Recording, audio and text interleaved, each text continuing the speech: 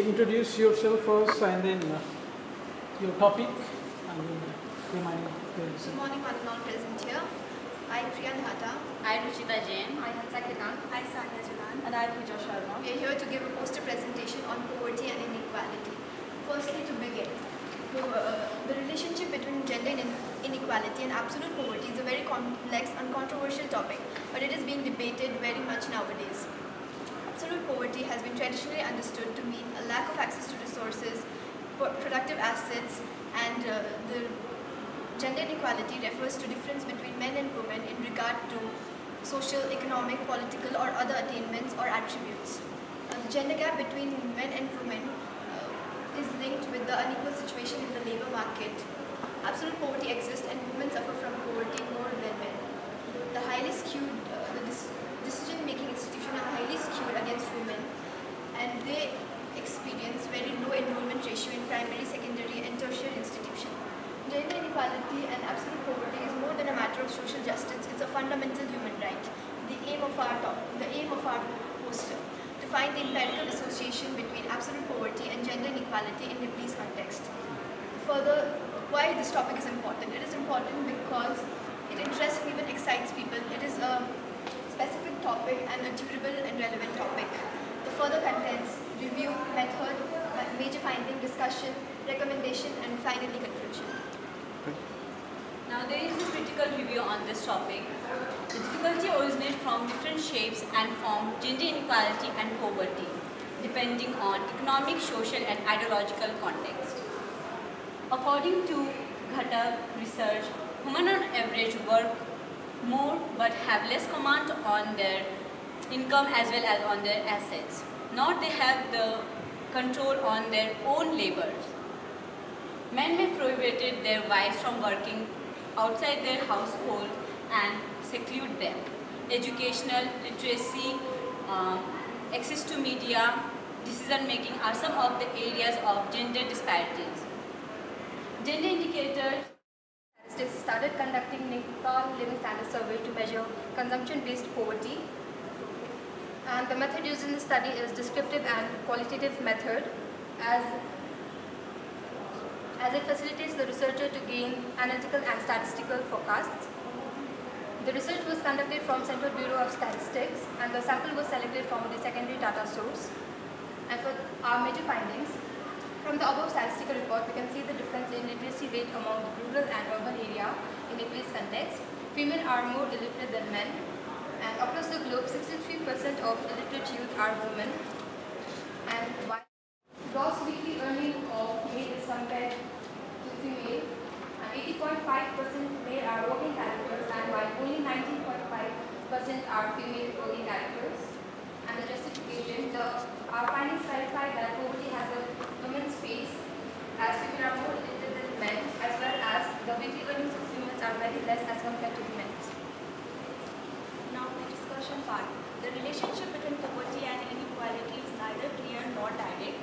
In many cases, people who have unequal opportunities in life may suffer from poverty, and people who live in poverty may be treated unequally. Although a person who experiences poverty may suffer from inequality, every person who faces inequality is not impoverished. Inequality directly affects the amount and solidity of poverty within a nation. Countries that have greater inequality often have many citizens living in poverty. Recommendation for our research. The research is limited due to the foundation of our word limit. The source is less as the topic is a narrow one, and recommendation for improvement of the situation. Improving girls' education and focusing more on retaining girls in school, creating opportunities to marginalized women by means of alternative schooling, focusing on gender-sensitive rural development programs. Now we would like to conclude our research. So the universal validity of the feminization of gender inequality has been empirically challenged. Although the gender difference has in today's life, so the government have taken many initiatives to get rid of these problems like gender inequality and poverty, many policies, many strategies have been launched by the government to eradicate through this problem. And since today, the government have committed to make the country like women friendly or women life so comfortable, like not like today's one.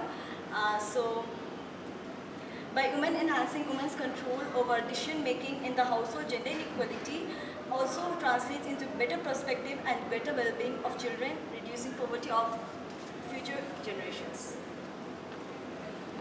Okay, Thank you. pretty good presentation.